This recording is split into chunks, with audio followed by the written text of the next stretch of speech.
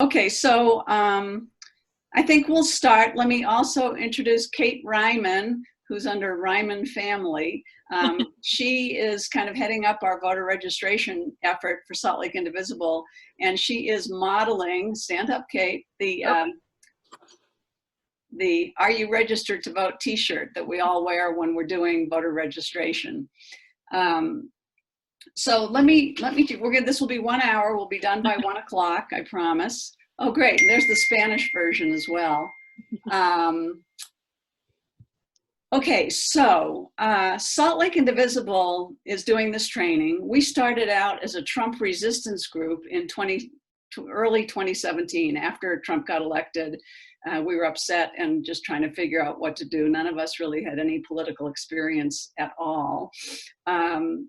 The first couple of years, we were out in the streets a lot and making a lot of noise. And then we decided we wanted to be a little bit more strategic and make more of an impact. And we got the idea, at that point, we were completely nonpartisan, and we got the idea that registering voters would be a really good idea because voter turnout in Utah was really pretty abysmal. And so we looked around and we found this organization called Voterize, which was a tiny nonprofit, and its sole purpose was to register new voters. And Hope, why don't you let us know. Hope she's up in the corner of my screen. She's the director of operations for Voterize.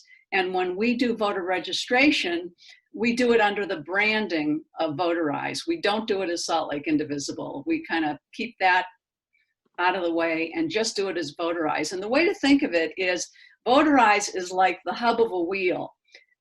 They have two founders. They have an executive director, and I think there's one other employee, about one other or half another employee. Half of another. So they have 1.5 employees. But they don't have volunteers. And what Salt Lake Indivisible has had is a volunteer army that's looking for some way to make an impact. So we thought this would be a really productive partnership if we could hook up with Voterize and be one of the spokes on their wheel. They're also partnering with many other organizations. We had never done voter registration when we started this. In the run-up to the 2018 election, we registered over 13,000 people. And Salt Lake Indivisible did not do all of those, clearly, but we did, I think, the lion's share of them. And we now have a cadre of about 200 trained volunteers who have done voter registration. And we had every intention in the run-up to 2020 to do exactly the same thing. And then, of course, life happened and COVID hit and the world changed. The problem for Salt Lake Indivisible is probably the majority of our volunteers, more than that really, are in high-risk categories. And they simply, can't be out in crowds. And that's, hampered our efforts hugely. Last year at this time, or before 2018, at this time of the year, we had a monthly calendar where we were going into high schools, we were going into college classrooms, we were at every major festival around. We were really everywhere, and really those green shirts branded us, and people knew that those green shirts meant voter registration. This year we don't have a calendar at all, because so few of our volunteers really are able to get out. So what we're really trying to do is network in with a group of volunteers that aren't as highly at risk as our older volunteers have been. And actually my daughter, Dory, put it out on her social media, and I think some of the younger folks who are here came in through that channel, and we're really appreciative of that. So that's how we got here. Doing registration at protests brings some special risks and I think special responsibilities as well. You have a responsibility if you're going to go to a protest to make keeping yourself safe and your materials safe a top priority. We know that the protests in Salt Lake, started with violence, and now they're quite peaceful. But you never can tell. These situations change quickly, and so your first responsibility has to be for the safety of yourself, the safety of your materials.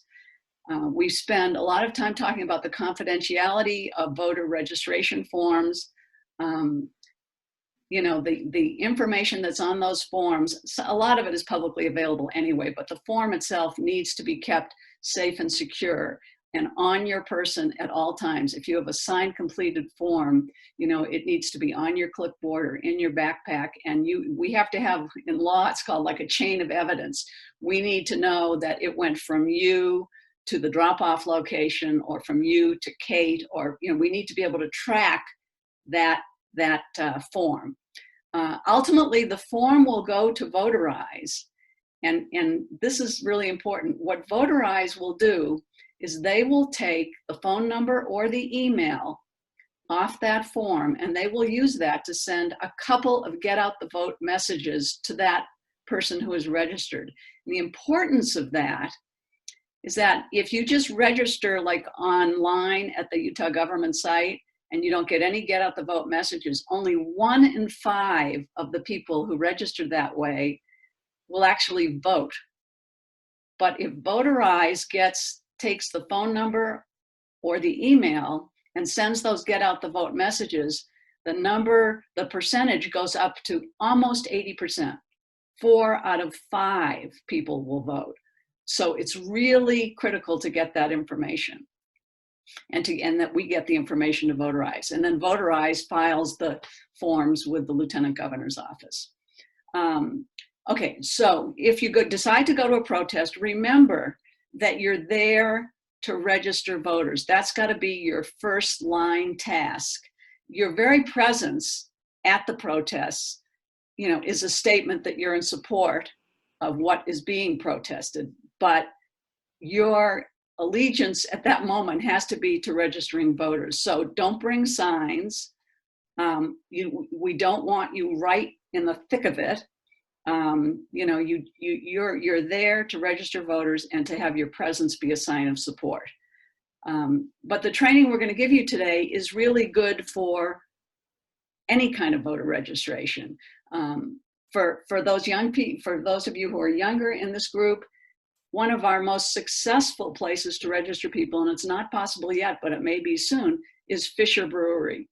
The owner of Fisher Brewery is totally supportive. He says we can come anytime. Jillian, you got a big smile on your face. That must be one of the places you frequent. You go there on a Friday or Saturday night, and there are an unbelievable number of people who need to be registered. So think about other places you can register people. Start with your family and friends. For those of you who are younger, you have to re-register every time you move. And we all know young people move a lot.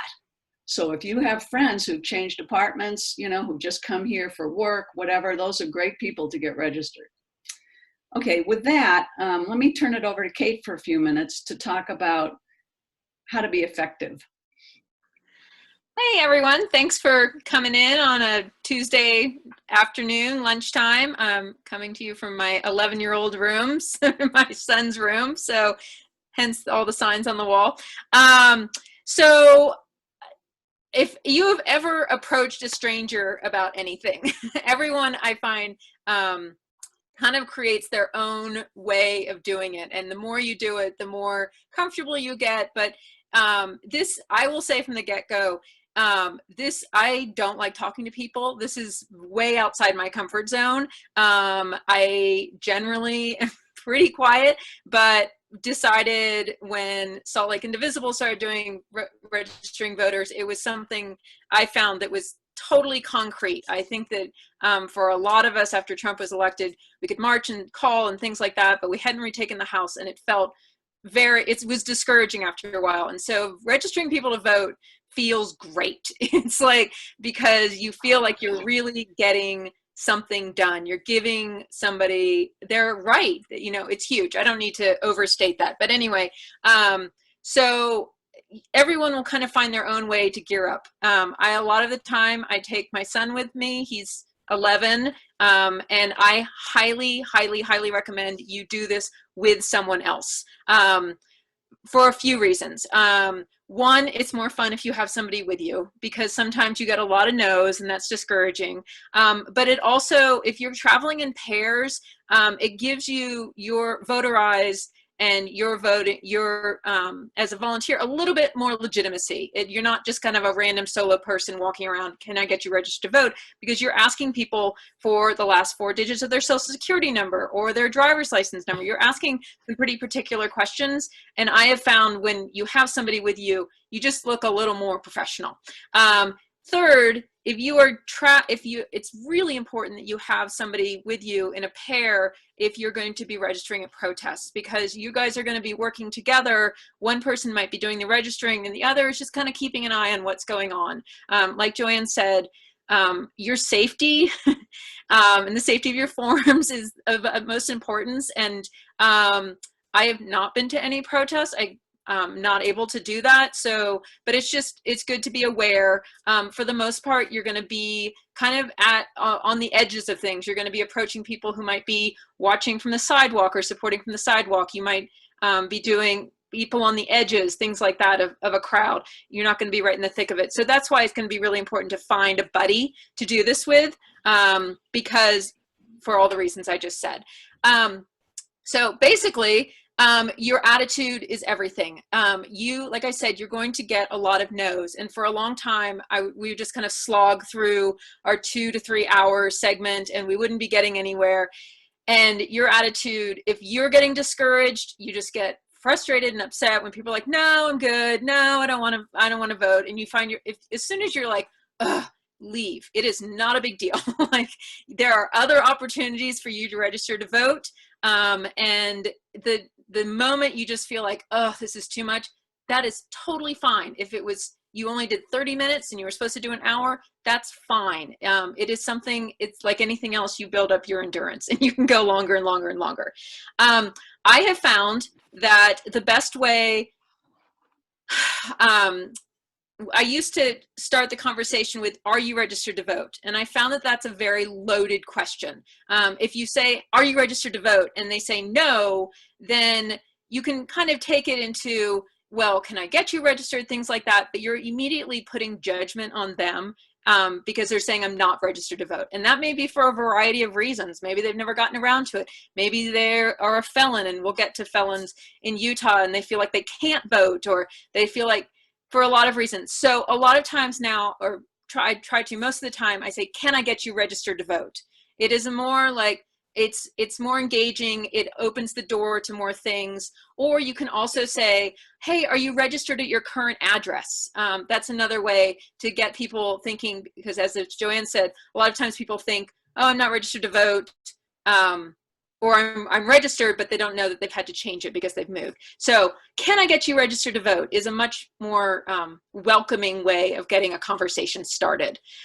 So the next thing is you will find a lot of people will want to engage in political discussions with you. And this is something you can get bogged down really fast. And you want to keep this light and moving. You want people to know that it's only going to take a couple of minutes. You're going to just get their information, they're going to sign, and you're going to move on.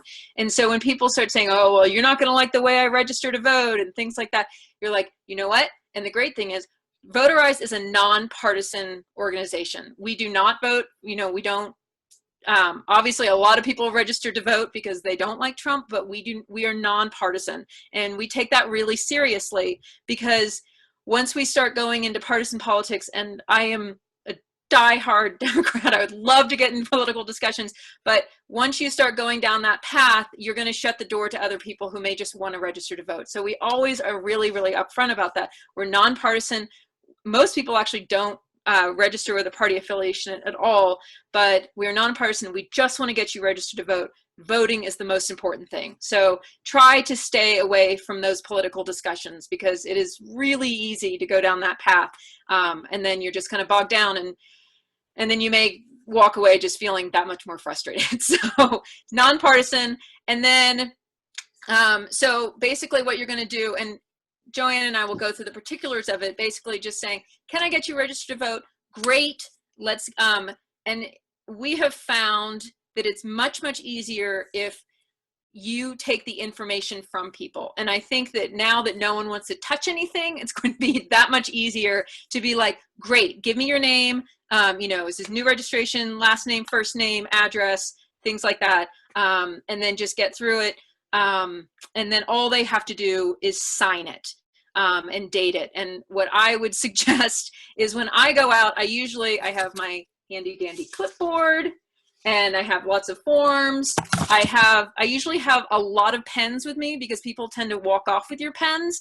I would say if I were you, I would take some hand sanitizer and be kind of sanitizing the pens as you go, just so you can be handing somebody a clean pen.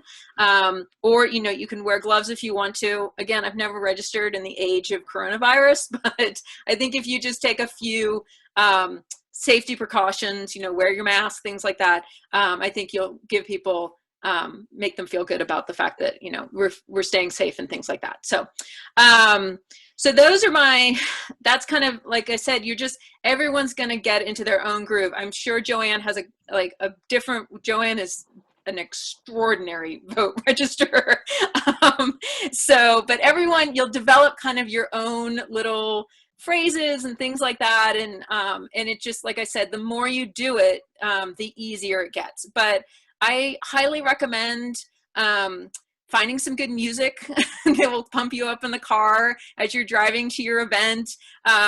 If you are in different parts of, one thing I love about registering people to vote is I go all over the valley, or I used to, and there are great restaurants. I've found like the best taco places in Salt Lake because I've been out on the west side where I don't live. And so it's a fun adventure because you get to go to a lot of different places that you've never been before. So, so yeah, have I missed anything? I think that's good. I think that's good. It's really, it takes time to learn how to do it. You know, it doesn't happen immediately. Okay, questions so far? Questions or concerns? Everybody good? Okay, I'm gonna share my screen, and I sent out to you a copy of the voter registration form. If you've got that, if you happen to print it off, why don't you pull that out now? If not, I've got it on the screen and we'll go over it together. Because there are a few little tricks of the trade on that one. So I'll pull up screen sharing now and see what I can get. Okay, everybody. Let's see, hold on. I want to make it a little bigger. Let's see. Okay, so this is the form. And the only parts you need filled out are the parts in yellow with a blue arrow. Okay, and all your forms that you'll pick up should be highlighted. The rest of the information, don't worry about. Okay, now, so you've come up to someone, you said, can I get you registered to vote? They go, yeah, and you say, well, let me do it, it'll be faster. The reason, some people want to fill it out themselves, but the fact of the matter is, if you hand somebody a form like this with just all this printing on the top and all this stuff they've never seen, it takes them so long because they want to, you know, read every single line on it. And, you know, if you do it with legible handwriting, it can get done in like 2 minutes. So the first thing you cannot register to vote unless you're a citizen of the United States. So up here, the first question, can you see my cursor? Is that visible? Okay. Are you a citizen of the United States? Yes.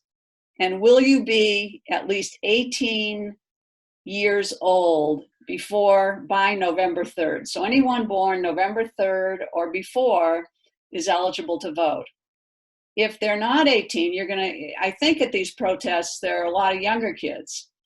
If they're 16 or 17, they can pre-register to vote. So they can go through the whole process and get registered, and then they'll be good to go when they do turn 18. If you get into the kids, high school kids, the first question to ask them is, do you have your driver's license or your learner's permit with you? Or do you know your social security, the last 4 digits of your social security number? That will stop most of them dead in their tracks, unfortunately, at which point you can't really go any further with them.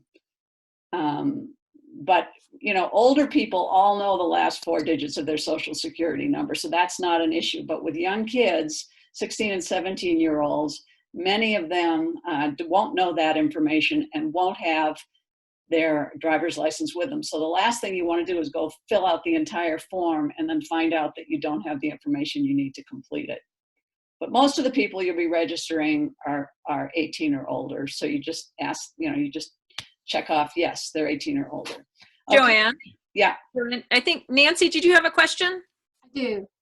So I ran into this because with the person that I registered to vote who is well over 18, but I'm just clarifying. So we only have to answer the first and second questions. And if they're at least 18, you don't have to answer that third line. Correct. Correct. Okay. If we did answer that third line anyway, is that going to cause a problem? No. Okay. Okay. No. And actually, if you can keep an eye open for questions, Kate, that'd be great because I'm kind of focused here. Okay, so then very simple, last name, first name, and if you want middle name or initial, but last name and first name is what you have to have. Physical address, okay, that's where you sleep at night, okay, where you live, your physical address. And then the next one is county, not country, but county. So for many, it's Salt Lake, and then city, state, and zip code. If they don't know their county, that's something we can figure out later, but most people do. All right. Then nothing on the mailing addresses, that's not yellow, so don't worry about it. But if somebody gets their mail at a post office box as opposed to at their house, the physical address would be their street address, and then the post office box would be their mailing address. But for most people, the physical address is fine. Okay. Okay, here's one of the optional items that we really need, and that's the phone number. It says optional, but without it, we cannot get the text messages to them, to get out the vote messages, which are so critical to voter turnout. So get a phone number, or see two lines down, it says email address, optional, one or the other, preferably the phone number for texting. Okay, the birth date and the place of birth.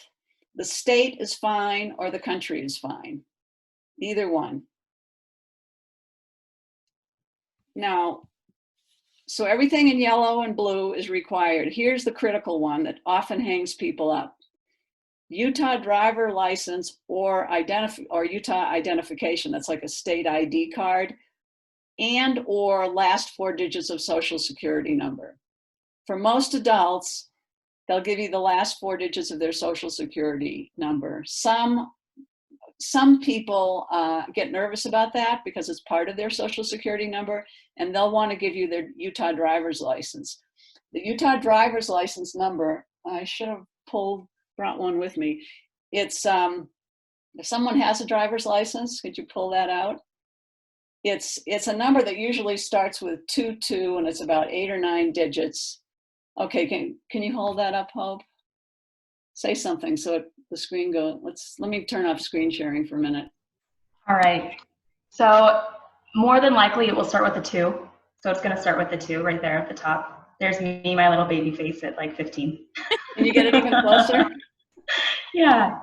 There we go. There it is. So right it'll there. be right here for those who have the horizontal. If it's somebody who's 16, 17, 18, then it'll be on the side, and it will start with the 2. Most of them will start with 22 or 21.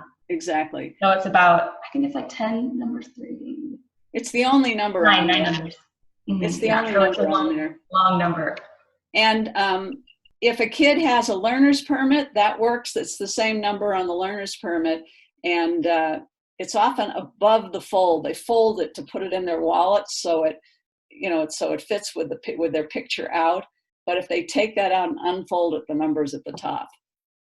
So I'm just going to interject really quickly. A lot of times people think they've just moved here and they will think that they're like, oh, I want to register, but I don't have my driver's license. You're like, tell them, nope, you don't need your Utah driver's license if you're living here in Utah. Just give us the last 4 of your social security number. So this is one of the reasons we really like doing in-person registration, because you have that option of the last 4 of your social. A lot of times if you're doing it, when you're doing it online, Utah requires that you have your driver's license. So, but you will get that question, oh, I just moved here, I don't have my driver's license yet. No worries, just give me the last 4 of your social. Right, and tied to that, so the requirements for voting in Utah are really kind of amazing.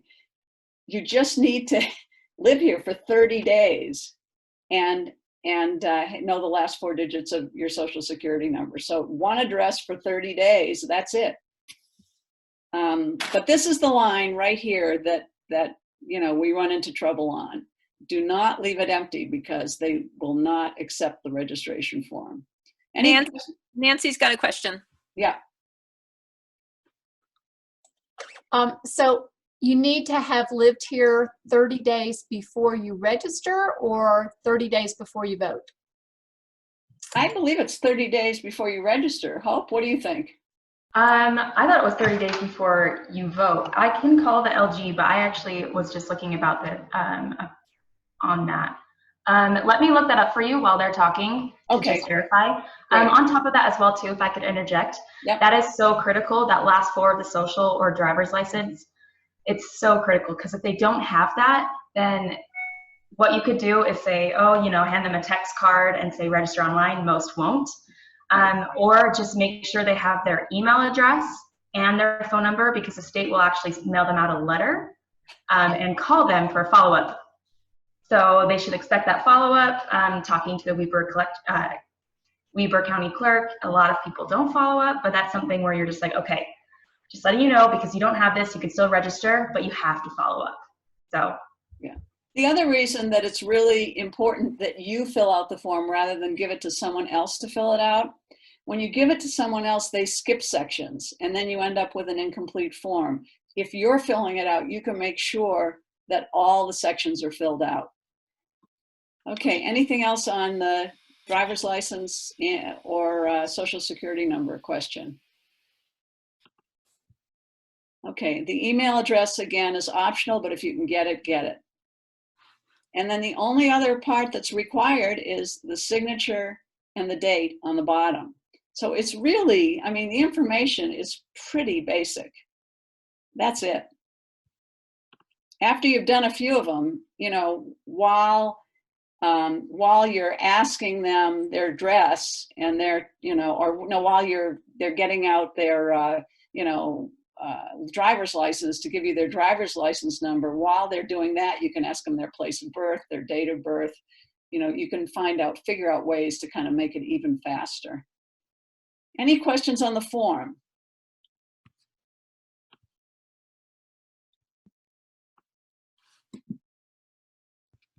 You may have questions once you start doing this, and if you do, we're more than happy to answer them. We'll give you contact information for getting in touch with us so you can get all your questions answered. Okay, now,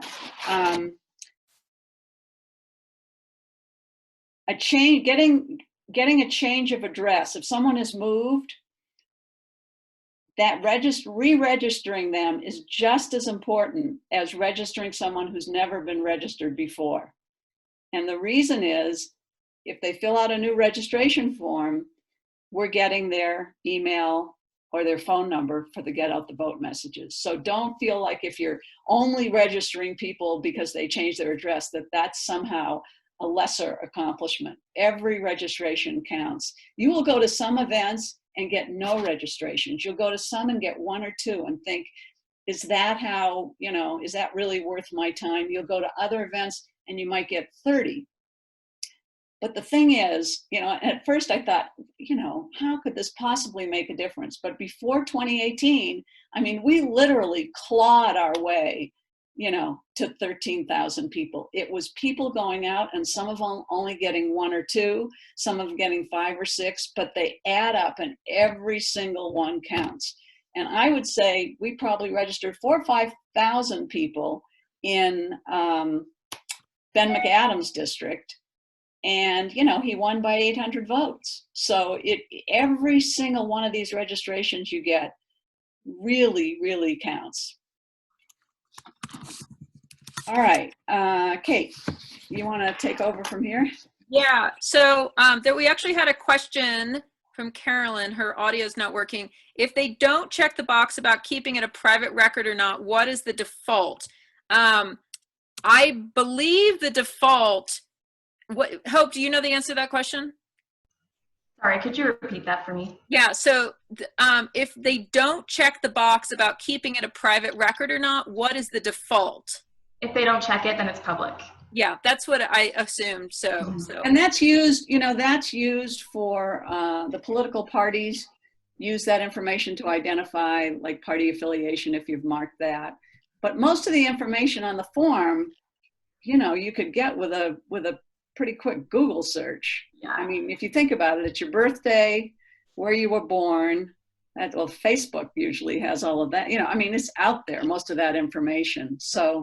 Yeah, and they're not going to give like the driver's license number or last 4 of people's social security on there.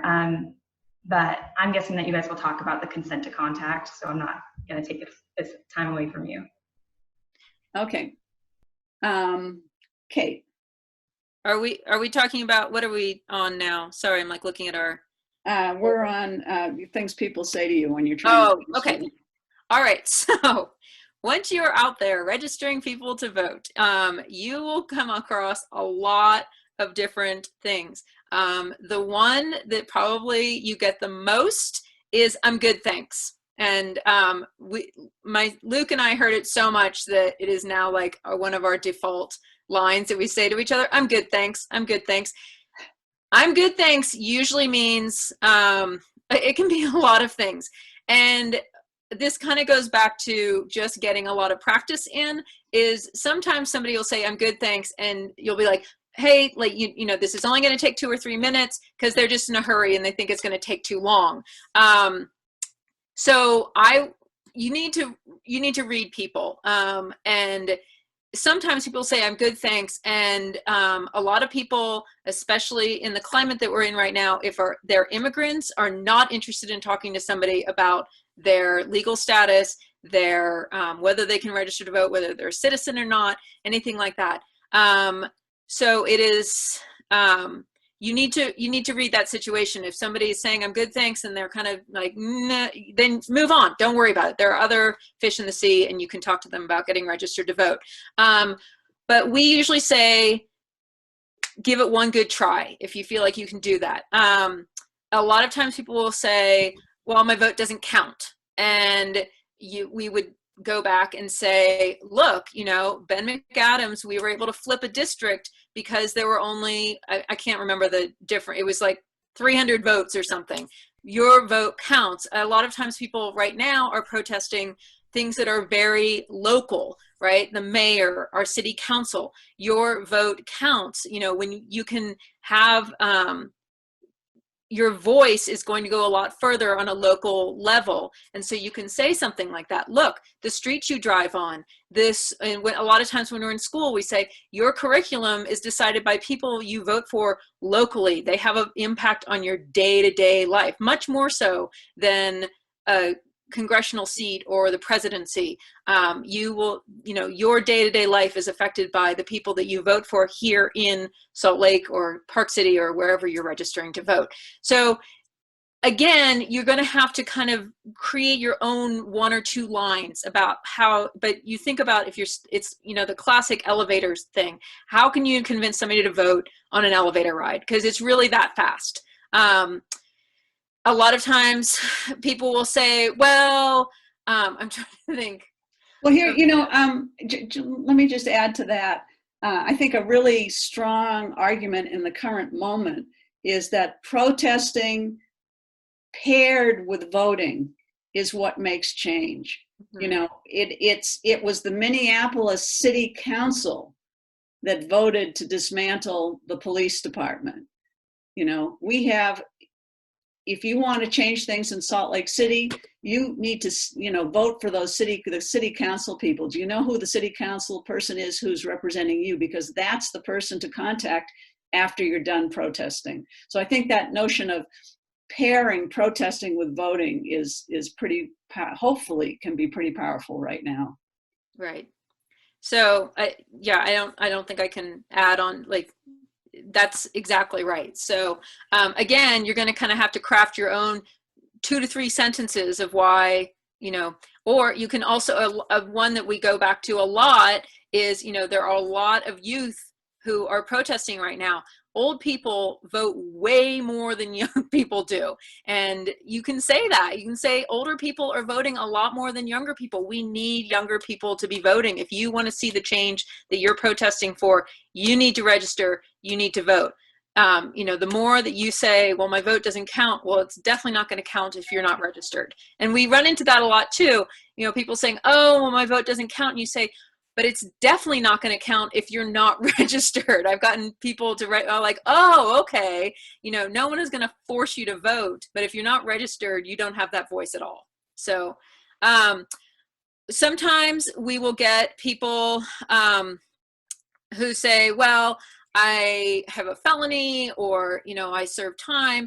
The great thing is when we have lovely pins that say felon can vote. Here in Utah, felons can vote. If they have served their time, they are allowed to vote, which is amazing. A lot of states do not have that at all. And so we are lucky in that regard, in that Utah has said, you know, you served your time, and you can now register to vote. And a lot of people do not know that at all. And so before we had these buttons made, it was, you kind of have to read between the lines. Sometimes people would be forthcoming, but sometimes it'd be like, oh, I've got to clean some stuff up. And then you'd have to guess whether they were felons or not. This button is great, because I've had people being like, oh my gosh, I can register to vote. I didn't even know that. And so it kind of just takes that awkward conversation away. It's there. And then a lot of times people will be like, oh, you know, I didn't know that. My friend, he's standing right here. He's, you know, had a felony conviction. Hey, dude, come on over. You can register to vote. So wear your pins too when you get your little packet of t-shirt and forms and things like that. Make sure you put the pin on. And it's just, it makes conversations a lot easier. So it's a great conversation starter. Yeah. And it's a really good educational tool. And it's a way that Utah is incredibly progressive. Right. There are only, I believe it is 14 states that allow people convicted of felonies to vote. So it's amazing that in Utah we've got that. Yeah. And anytime you can say, hey, we actually live in a pretty progressive state in Utah, people are like, oh, okay, that's great. So sometimes people will be in a hurry and they'll say, oh, can I take the form and fill it out later? Just right there, you say, you know what, this is going to take me 2 minutes. You know, in the time that you've been asking me to get the form and take it away, we could be filling this out. So if you give somebody a form,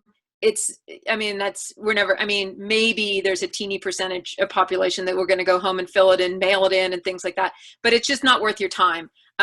So just say, hey, you know, let's just get it done right now. It'll take 2 minutes. Let's just get it done right now.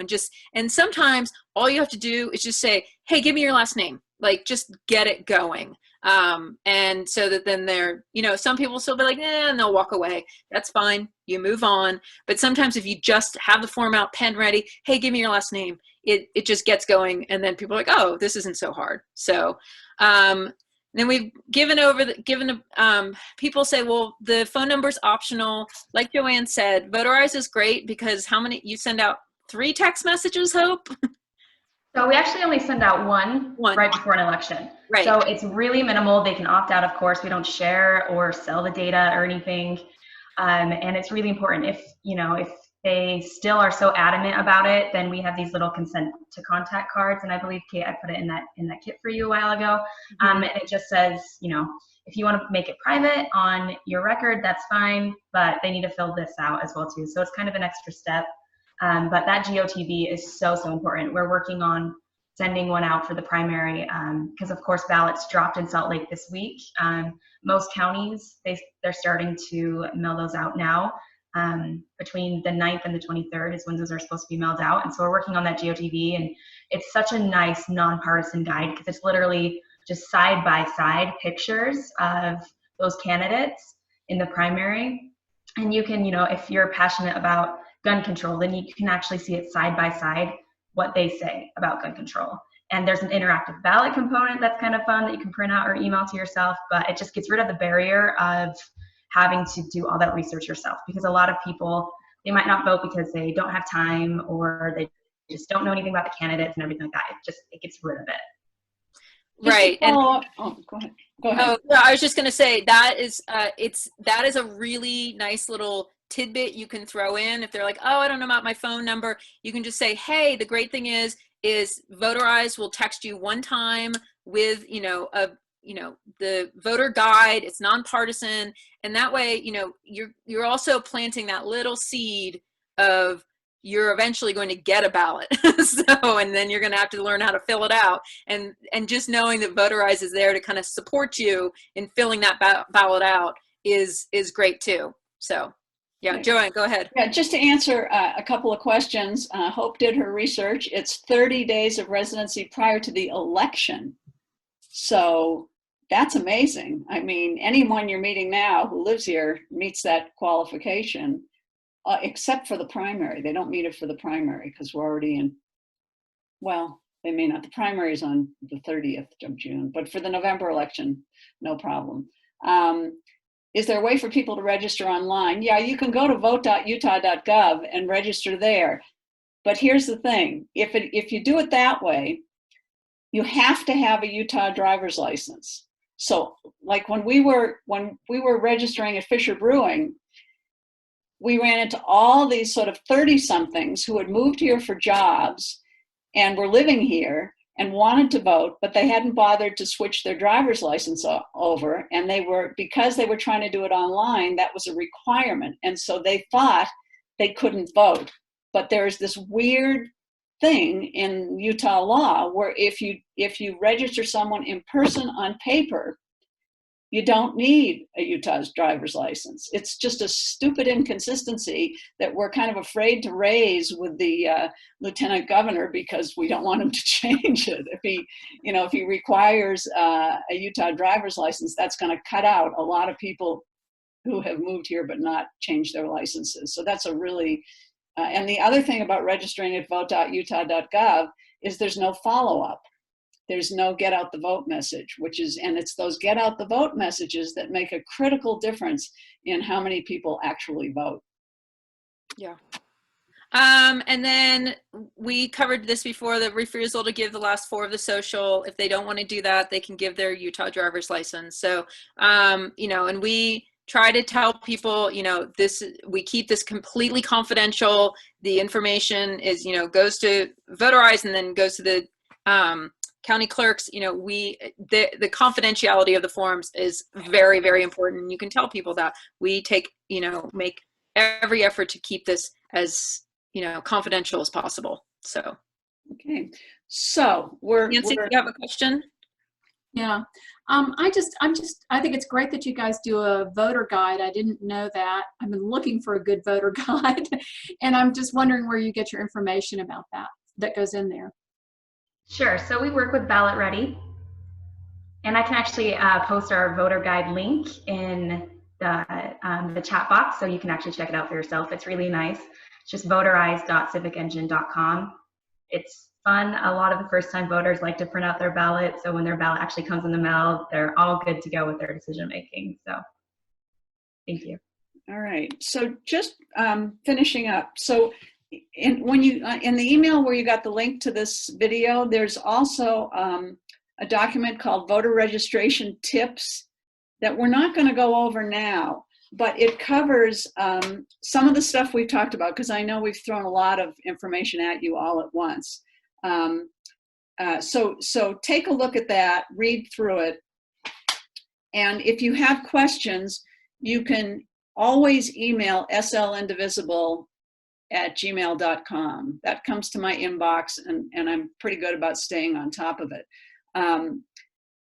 What we're going to do after this is over is send out an email to each one of you, and we're going to, we'll do the logistics and the materials pickup there. But the gist of it is the email will provide the address where you can pick up your materials. It's right by the Capitol, so it should be fairly convenient for those of you who are spending a lot of time up there or walking to and from there during these protests.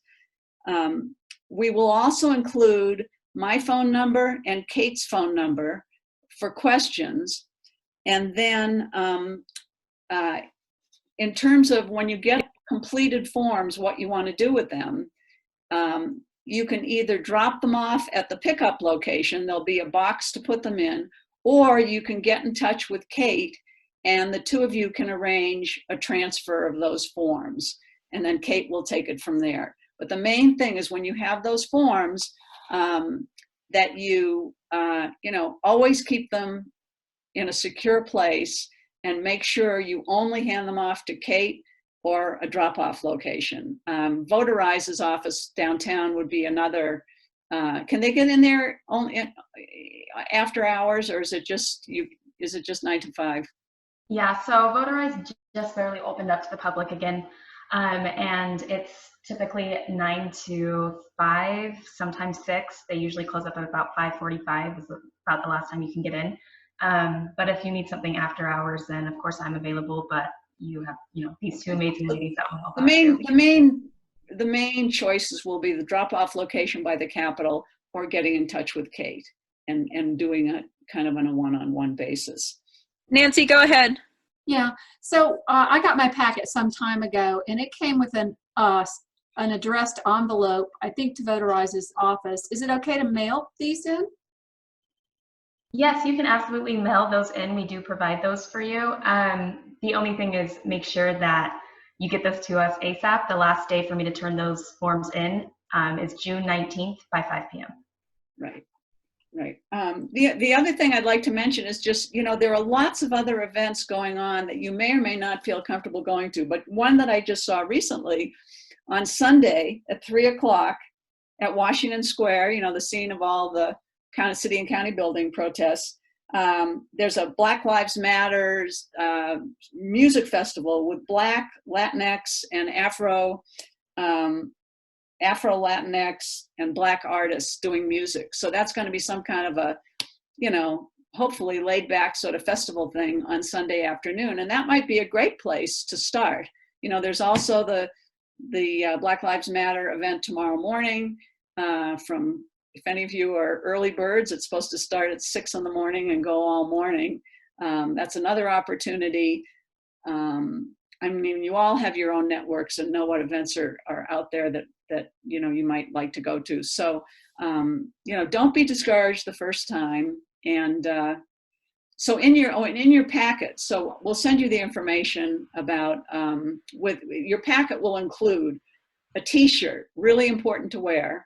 And actually, if you could all go back into the chat right now and put down the size t-shirt you want, that would help. And then we'll have packets made up for each of you. The packet will include a t-shirt, and they're men's t-shirts, alas, but they run pretty true to size.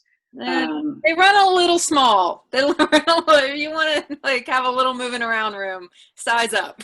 Okay, so a t-shirt, you'll have a clipboard. We'll start you off with probably 20 forms. You'll have stickers that say I registered to vote. You'll have texting cards that you can hand out to people that are really not very effective, but if you feel like you want to hand them out, you can. Not very many people follow up on them. Hopefully there will be a felons can vote button that goes right on the t-shirt. What am I missing? I think that's about it. If you could supply your own pens and hand sanitizer, that would be great. But everything else you need will be there in that packet. So I think I kind of covered it, but when I go out, I usually have a backpack with me. And so I have I'll have extra forms in there and extra pens, and then you can throw your hand sanitizer, your texting cards, and all that fun stuff. And sometimes you can, put another felons can vote pin on your backpack. But it's nice just to have, especially if you're feeling nervous about losing forms or anything like that, you can just take that form and put it right into your backpack. The other thing is what a lot of times we'll do is we'll fill this out, and then we'll take it and put it at the very bottom of the pile and secure it at the very bottom of your pile on the clipboard. That's a great way just to make sure, that way it's separated. We were also thinking too, if you want to be extra secure, get a manila envelope and, put it underneath your forms, put the manila envelope in there. And that way, every single time you're finished, put it in the envelope, put it back in your clipboard or in your backpack. That way you just kind of have, that you're keeping track of those and they're not going to get lost in between blank forms and things like that. So. I hope we haven't overwhelmed you. I know it's a lot of information to take in at once, but it's amazing when you go out and do this. Once you've done 2 or 3 of them, it all makes sense and you kind of get in the flow of it. And just be prepared that a lot of people are going to say no. That just happens. But ultimately, if everybody here can get a few registered, that just sends us on a path again. And the fact that many of you are not in that really high risk group is really encouraging. If people want us to do another training like this, we're more than happy to do that. And I really encourage you to call me or to call Kate. If you're out in the field and you have a question, just call us. We're there to support you, to give you what you need to make this work. Any other questions or comments? Joanne, can I mention some of the new laws that are surrounding this primary just for, their own edification if it comes up? We're right out of town, but time. If anyone is willing to stay. Real quick. So of course, with COVID-19 going on, the state legislature actually earlier this year passed HB 36, which made this election actually primarily conducted by mail. It includes all counties except San Juan County. So the election will be held entirely by mail. You're going to get a mail-in ballot. There won't be any in-person voting.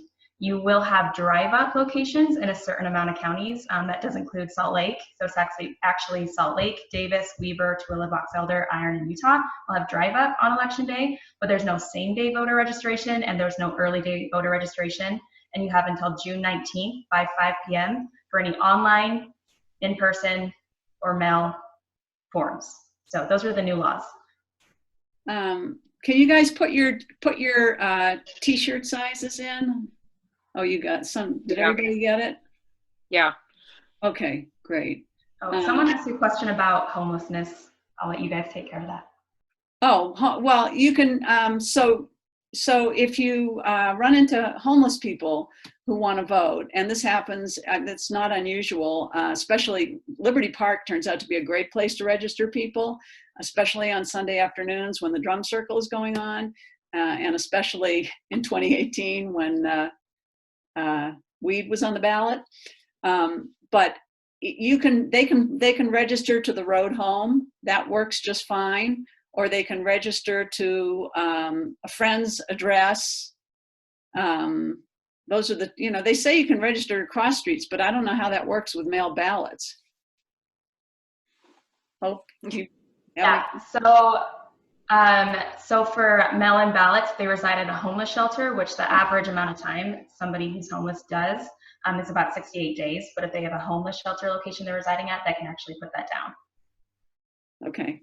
And, on address, if I'm registering kids in college who move a lot, I often say to them, if your parents live in Utah and you're on good terms with them, it's sometimes just easier to register at their address because the chances are you're going to move more frequently than they will. And that simplifies that whole thing. Yeah. Okay, well, that's all we have. We will send a follow-up email with the address of the pickup location, and materials should be available later this afternoon. When we get off this call, I'm calling someone right now to get those materials laid out. So I'll do that, and we should be good to go here. I would say let's give her a couple hours to get them out there. Okay? Thank you all. Thanks, everybody. Thank you.